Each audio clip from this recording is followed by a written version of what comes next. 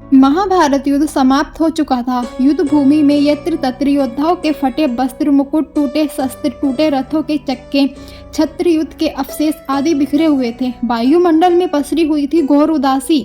गिद्ध, कुत्ते, सियारों की उदास और डरावनी आवाजों के बीच उस निर्जन हो चुकी उस भूमि में द्वापर का सबसे महान योद्धा देवव्रत भीष्म सरसैया पर पड़ा सूर्य के उत्तरायण होने की प्रतीक्षा कर रहा था अकेला।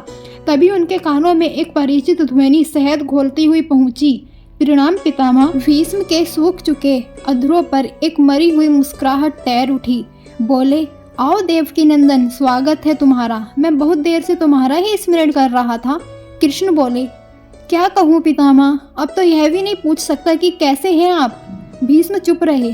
कुछ क्षण बाद बोले, पुत्र युधिष्ठिर का राज्य अभिषेक करा चुके केशव। उनका ध्यान रखना, परिवार के बुजुर्गों से रिक्त हो चुके राज प्रसाद में उन्हें अब सबसे अधिक तुम्हारी ही आवश्यकता है। कृष्ण चुप रहे। भीष्म ने पुनः कहा, कुछ पूछूं केशव? बड़े अच्छे समय से आए हो। संभवत धरा छोड़ने के पूर्व मेरे उन्हें भ्रम समाप्त हो जाएं। कृष्ण बोले, कहिए न पितामह। एक बात बताओ प्रभु, तुम तो ईश्वर हो ना? कृष्ण ने बीच में ही टोका, नहीं पितामह, मैं ईश्वर नहीं, मैं तो आपका पुत्र हूँ पितामह, ईश्वर नहीं। भीष्म उस घोर पीड़ा में भी ठठाके हंस पड़े। बोले, अपने जीवन का स्वयं कभी आकलन नहीं कर पाया कृष्ण, सो नहीं जानता कि अच्छा रहा या बुरा। पर अब तो इस धरा से जा रहा हूँ कन्हैया, अब तो ठगना छोड़ दो रे। कृष्ण जाने क्यों भीष्म के पास सरक आए और उनका हाथ पकड़कर बोले, कहिए पितामह। भीष्म बोले, एक बात बताओ कन्हैया, इस युद्ध में जो हुआ वो ठीक था क्या? कृष्ण बोले, किसकी ओर से पितामह? पांडवों की ओर से। भीष्म बोले, कौरवों के कृत्यों पर चर्चा का तो अब कोई अर्थ ही नहीं रहा कन्हैया, पर क्या पांडवों की ओर से जो हुआ वो सही था?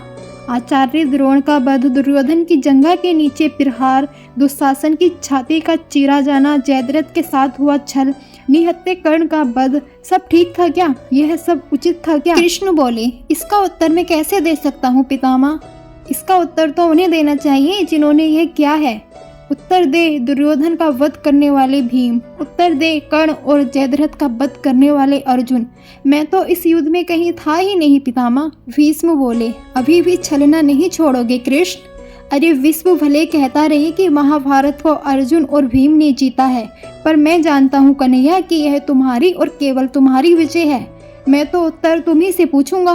कृष्ण बोले, तो सुनिए पितामह, कुछ बुरा नहीं हुआ, कुछ अनैतिक नहीं हुआ, वही हुआ जो होना चाहिए था। भीष्म बोले, यह तुम कह रहे हो केशव? मर्यादा पुरुषोत्तम राम का अवतार कृष्ण कह रहा है। यह छल तो किसी युग में हमारे सनातन संस्कारों का अंग नहीं रहा, फिर यह उचित कैसे हो गया? कृष्ण बोले, इतिहास से शिक्षा ली जाती है पितामह, पर निर्णय वर्तमान के परिस्थितियों के आधार पर ही लेना पड़ता है।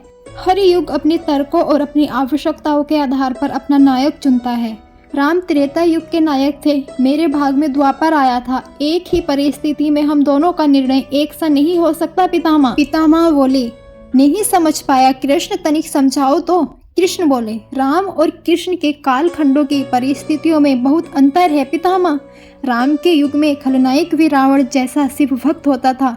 तब रावण जैसी नकारात्मक शक्ति के परिवार में भी विभीषण और कुंभकर्ण जैसे संत हुआ करते थे। तब बाली जैसे खलनायक के परिवार में भी तारा जैसी विदुषी स्त्रियां और अंगद जैसे सज्जन पुत्र होते थे। उस युग में खलनायक भी धर्म का ज्ञान रखता था, इसलिए राम ने उनके साथ कभी छल नहीं किया। किंतु मेरे द्वापर युग के इस भाग में कंस, जरासंध, दुर्योधन, दुशासन, शकुनी, जयद्रथ जैसे घोर पापी आए हैं। उनकी समाप्ति के लिए हर छल उचित है पितामह। पाप का अंत आवश्यक है पितामह, वह चाहे जिस विधि से भी हो। तो क्या तुम्हारे इन निर्णयों से गलत परंपराएं नहीं प्रारंभ होंगी केशव? क्या भविष्य तुम्हारे इन छलों का अनुसरण नहीं करेगा?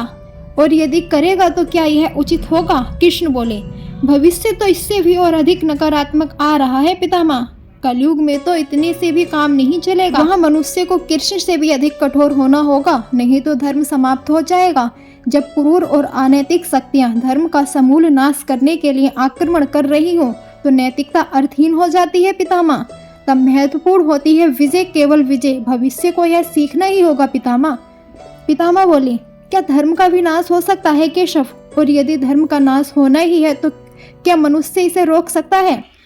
कृष्ण बोले, सब कुछ ईश्वर के भरोसे छोड़कर बैठना मूर्खता होती है पितामह।